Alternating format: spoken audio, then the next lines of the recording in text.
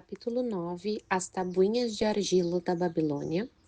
Uma carta ao professor Franklin Caldwell, responsável pela expedição científica britânica à Hilla, Mesopotâmia. St. Sweets College, Nottingham University, 21 de outubro de 1934. Caro professor, sua carta e as 5 tabuinhas de argila achadas durante sua recente escavação nas ruínas da Babilônia chegaram no mesmo barco.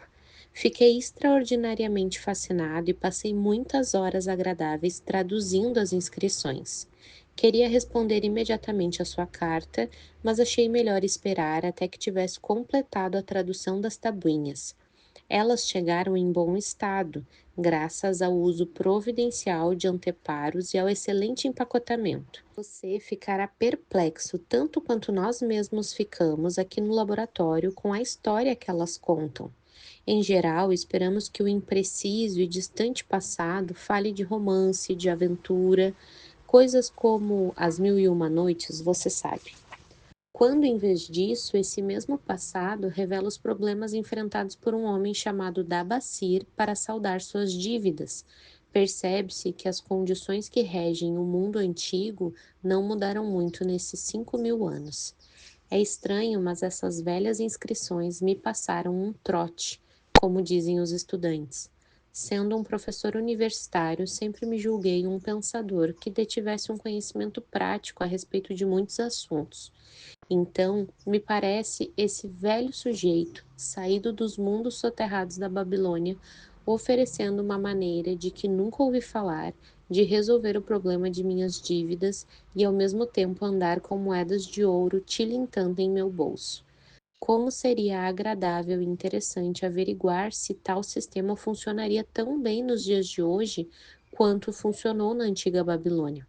A senhora Shrewsbury e eu estamos planejando testá-lo em nossos próprios negócios, que poderão melhorar muito. Desejando-lhe então toda a sorte do mundo em seu valioso empreendimento e aguardando impacientemente outra oportunidade de te servir, despeço-me. Com sinceros cumprimentos de Alfred Shrewsbury, Departamento de Arqueologia. Tabuinha número 1. Neste momento, em noite de lua cheia, eu, Dabacir, recém-fugido da escravidão na Síria, com a determinação de saldar dívidas que reconheço publicamente e fazer de mim mesmo um homem de posses respeitado em minha cidade natal, a Babilônia, mando gravar sobre a argila um registro permanente de meus negócios para me guiar e assistir na satisfação de meus altos desejos. Escorando-me nos conselhos de meu bom amigo Maton, o emprestador de dinheiro, acho-me determinada a seguir um plano preciso que, segundo ele, pode tirar qualquer cidadão dos embaraços de uma situação de dívida para uma situação de posses e autorrespeito. Esse plano inclui 3 propósitos que espero e desejo realizar. Primeiro, o plano é a garantia de minha futura prosperidade.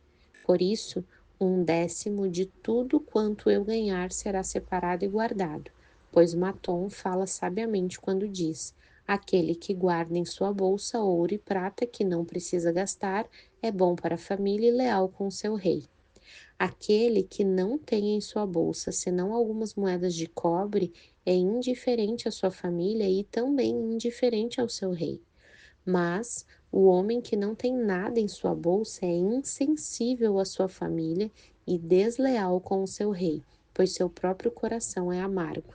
Por isso, o homem que deseja atingir seus objetivos deve ter moedas tilintando em sua bolsa, sinal de que tem em seu coração amor pela família e lealdade para com o rei.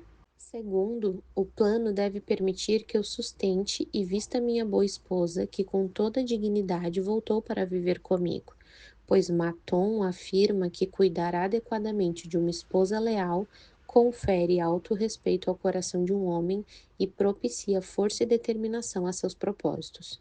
Por isso, 7/10 de tudo quanto eu ganhar serão usados em nossa casa, na aquisição de roupas e comida, além de uma pequena parcela destinada aos prazeres e aos divertimentos.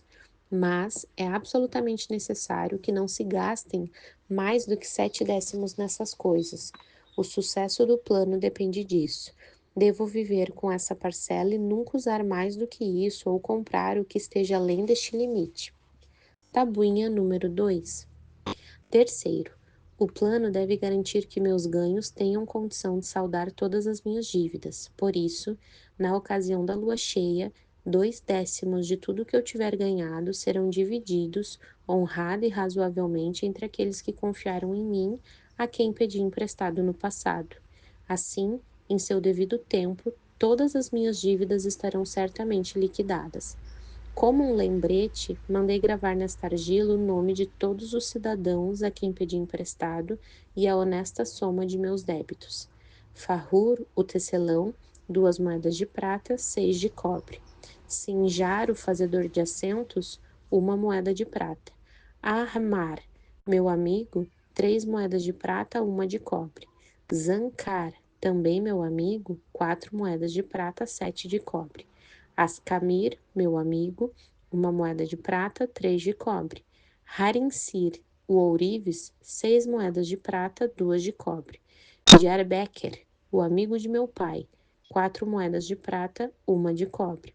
Alcarrad, meu senhorio, 14 moedas de prata. Maton, o emprestador de dinheiro, 9 moedas de prata. Biherik, o fazendeiro, 1 moeda de prata, 7 de cobre. A tabuinha está danificada a partir daqui e não podemos decifrar o restante da lista. Tabuinha número 3. Devo a esses credores um total de 119 moedas de prata e 141 moedas de cobre. Preso a tais compromissos e não vendo como pagar, em minha loucura permiti que minha esposa voltasse para seu pai, enquanto eu mesmo deixava minha cidade natal, somente para encontrar desgraça e ver-me degradantemente vendido como escravo. Agora que Maton me mostra como posso saldar minhas dívidas a partir de pequenas somas tiradas de meus próprios ganhos, percebo com clareza a grande extensão de minha loucura ao fugir das consequências provocadas por minhas extravagâncias. Por isso, visitei meus credores e lhes expliquei que não tinha outros recursos para lhes pagar senão minha capacidade para ganhar dinheiro e que eu tencionava destinar 2/10 de tudo que ganhasse para a amortização das dívidas, honesta e periodicamente. Não poderia desembolsar mais do que isso. Se fossem pacientes com o tempo, todas as minhas obrigações estariam integralmente resolvidas. Armar, que eu julgava ser o meu melhor amigo, injuriou-me amargamente, e me retirei sentindo-me realmente humilhado. Biherik rogou que eu lhe pagasse primeiro porque estava precisando de ajuda. Alcarrad, meu senhorio, revelou-se um sujeito desagradável e garantiu que me poria em maus lençóis se eu não resolvesse logo a situação com ele. Os demais tiveram a boa vontade de aceitar minha proposta. Por isso, estava mais determinado como nunca a resolver tudo aquilo, convencido de que é mais fácil acertar as dívidas do que evitá-las. Ainda que não tivesse podido satisfazer integralmente as necessidades e os caprichos de alguns poucos credores, negociei imparcialmente com todos. Tabuinha número 4. Outra lua cheia. Trabalhei arduamente com a cabeça em paz. Minha boa esposa tem me apoiado na intenção de pagar a meus credores. Devido à nossa sábia determinação, ganhei durante a última lua, comprando camelos de bom fôlego e boas pernas para Nebatur, a soma de 19 moedas de prata. Dividi-a de acordo com meu plano, separei 1/10 para guardar, dividi 7/10 com a esposa para nosso sustento. 2/10 uniformemente divididos em moedas de cobre foram destinados a meus credores. Não estive com Amar, mas deixei a parte dele com sua esposa. Biherik ficou tão satisfeito que quis beijar minha mão. Só o velho Alcarrádio continuava rabugento e disse que eu devia pagar mais rápido. Repliquei-lhe que só teria condições de pagar mais rápido se deixasse de me preocupar com o sustento da casa de minha esposa. Todos os demais me agradeceram e elogiaram meus esforços. Por isso, ao final de uma lua, meu endividamento foi reduzido a quase 4 moedas de prata e já tenho quase 2 moedas de prata guardadas que ninguém pode reivindicar. Meu coração se acha mais leve, coisa que há muito tempo eu não experimentava. De novo, o plenilúnio. Trabalhei duro, mas com pouco sucesso. Vendi apenas alguns camelos. Meus ganhos não foram além de 11 moedas de prata. Entretanto, minha boa esposa e eu continuamos fechados com o nosso plano, ainda que não tenhamos comprado roupa alguma, limitando-nos inclusive a uma alimentação frugal. Ainda dessa vez, separei para guardar 1/10 das moedas e 7/10 para as despesas. Fiquei surpreso quando Armar louvou meu pagamento, ainda que pequeno. Birrerique comportou-se do mesmo modo. Alcarrade encolerizou-se, mas, quando viu que podia ficar sem sua parcela se não a aceitasse, concordou comigo. Os demais, como sempre, não fizeram quaisquer restrições. Mais uma vez, a lua cheia toma conta do céu e me sinto extremamente feliz. Topei com um magnífico rebanho de camelos e comprei alguns bem saudáveis, tendo conseguido ganhar 42 moedas de prata. Esta lua, minha esposa e eu compramos sandálias e roupas, de que estávamos bem necessitados. Além disso, fizemos boas ceias acompanhadas inclusive de aves. Paguei aos credores mais de 8 moedas de prata. Dessa vez, nem Alcarrade protestou. Grande é o plano, pois ele tem nos tirado do endividamento e nos propicia a possibilidade de guardar o que nos pertence de direito. Já se passaram 3 luas cheias desde que fiz este último entalhe na argila. Em cada uma delas, paguei a mim mesmo 1/10 de tudo quanto consegui com meu trabalho. E durante esse mesmo tempo, minha boa esposa e eu vivemos sempre com 7/10, separados, ainda que às vezes isso se tivesse mostrado mais difícil. Paguei regularmente meus credores, os 2/10 a eles destinados. Minhas economias somam agora 21 moedas de prata. Isso faz com que eu sinta a cabeça no lugar e me deixa orgulhoso por poder caminhar entre meus amigos. Minha esposa cuida muito bem de nossa casa e se veste com decoro e elegância. Sentimos-nos felizes por estarmos juntos. O plano é de um valor indizível, além de ter feito de um escravo um homem honrado cidadão. Tabuinha de número 5. Veio de novo a lua cheia, e percebo que já faz um bom tempo que comecei a entalhar a argila. Na verdade, 12 luas vieram e se foram. Mas hoje, especialmente, não negligenciarei meu registro, pois acabo de pagar a última de minhas dívidas.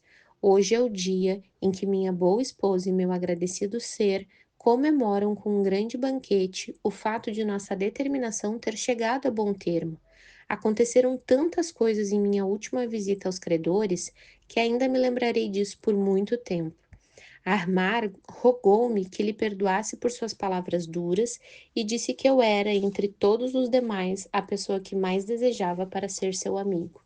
O velho Alcarrade não é assim tão mau, apesar de tudo, pois me disse: antes você era um pedaço de argila mole que todo mundo podia apertar e modelar, mas agora é uma peça de bronze capaz de enfrentar uma espada.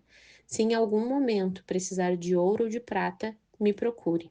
E ele não é o único que me tem em alta conta. Muitos outros dirigem-se a mim com respeito.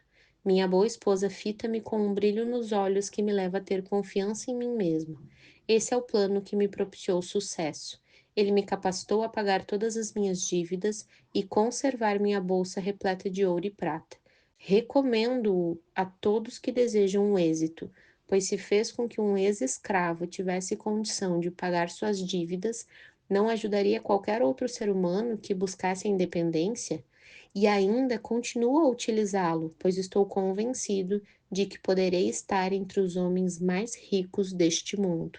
Carta ao professor Franklin Caldwin, responsável pela expedição científica britânica a Hilla, Mesopotâmia, St. Swin's College, Nottingham University, 7 de novembro de 1936. Caro professor, se em suas futuras escavações nas ruínas da Babilônia encontrar o fantasma de um antigo habitante, um velho negociante de camelos chamado Dabacir, faça-me um favor. Diga-lhe que o que ele andou gravando nessas tabuinhas de argila há tanto tempo rendeu-lhe os votos de gratidão de um casal de professores universitários aqui na Inglaterra. Você provavelmente se lembra de minhas palavras na carta de outubro de 1934, quando lhe disse que a senhora Shrewsbury e eu iríamos tentar pôr em prática o plano de Dabacir, ou seja, amortizar nossas dívidas e, ao mesmo tempo, guardar parte do dinheiro. Você já deve ter adivinhado, ainda que tivéssemos nos limitado ao círculo de nossos amigos, nossas desesperadoras dificuldades. Vínhamos há anos sendo espantosamente humilhados por um grupo de velhas dívidas e morríamos de preocupação com o medo de que alguns credores pudessem armar um escândalo que nos forçaria a sair da universidade. Nós pagávamos e pagávamos cada centavo que podíamos espremer de nossa renda, já por si muito aquém do suficiente para nossas despesas. Por outro lado, éramos obrigados a fazer todas as compras onde tivéssemos crédito em médio e longos prazos, sem termos condições, em vista disso, de reclamar contra os preços. Isso evoluiu para um desses círculos viciosos em que as coisas, em vez de melhorar, pioram. Nossos esforços eram improfícuos. Não podíamos mudar para uma casa mais em conta porque devíamos ao senhorio. Não víamos luz nenhuma no fim do túnel. E de repente nos aparece esse seu conhecido, o velho negociante de camelos da Babilônia, com um plano inteiramente ajustado ao nosso caso, convidando-nos jovialmente a seguir o sistema que ele mesmo utilizou em seu próprio tempo. Fizemos uma lista de todos os nossos débitos, saí com ela e mostrei-a a cada um de nossos credores. Expliquei-lhes como era humanamente impossível pagar-lhes do jeito que as coisas iam. Eles mesmos podiam perceber isso de imediato pelas quantias. Ponderei que o único modo de pagar-lhes integralmente seria separar todo mês 20% de minha renda e fazer um rateio entre os credores, o que me permitiria liquidar a dívida no mínimo dentro de 2 anos, e que nesse meio tempo criaríamos uma espécie de livro-razão e daríamos prioridade a eles em nossas compras. Eles ficaram realmente satisfeitos. Nosso verdureiro, um velhinho esperto como que, interpretou a ideia de uma maneira que ajudou a convencer os demais. Se você pagar por tudo que compra e pagar apenas uma parte do que deve, será ainda melhor, pois você não vai liquidar seu débito em menos de 3 anos. Finalmente, formulei um acordo por escrito com o nome de todos, determinando que eles estariam proibidos de nos molestar enquanto os 20% de nossa renda estivessem sendo pagos em dia. Minha mulher e eu, então, começamos a criar um esquema que nos permitisse viver com 70%. Estávamos resolvidos a poupar os 10%. O pensamento da prata e até do ouro tilintando era realmente muito sedutor. Essa mudança em nosso cotidiano era uma aventura. Divertíamos-nos com a ideia de viver confortavelmente com os 70% restantes. Começamos com aluguel e conseguimos uma bela redução. Depois, pusemos sob suspeita as marcas prediletas do que consumíamos e foi uma agradável surpresa descobrir como frequentemente podemos comprar artigos de qualidade superior a um preço mais em conta. Para encurtar a história, não foi nada difícil tomar essas resoluções. Levávamos o plano adiante com muita alegria ainda por cima. Que alívio ter arrumado nossos negócios de tal modo que por muito tempo não fomos mais perseguidos pelas dívidas do passado. Não devo deixar, entretanto, de lhe contar sobre esses 10% que tínhamos resolvido poupar. Conseguimos fazê-lo por algum tempo. Não ria antes da hora, essa é a parte divertida. É realmente engraçado começar a acumular dinheiro que você não quer gastar.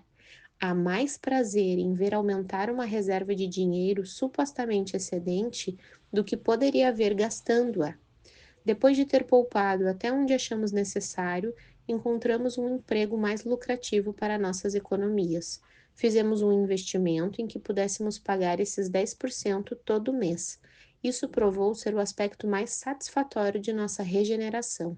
É a primeira coisa que pagamos já descontada em folha. Há uma grande sensação de segurança em saber que nosso investimento cresce de maneira estável. Enquanto isso, meus dias de aula tornam-se mais bem remunerados, algo suficiente para nos sustentar daqui por diante. Tudo isso a partir do mesmo velho cheque. Difícil de acreditar, mas absolutamente verdadeiro. Todas as nossas dívidas sendo gradualmente pagas e nossos investimentos crescendo ao mesmo tempo. Além disso, vivemos financeiramente falando muito melhor do que antes. Quem acreditaria haver uma diferença de tal montante em termos de resultado entre seguir um plano financeiro e simplesmente deixar-se levar pela corrente, não é mesmo?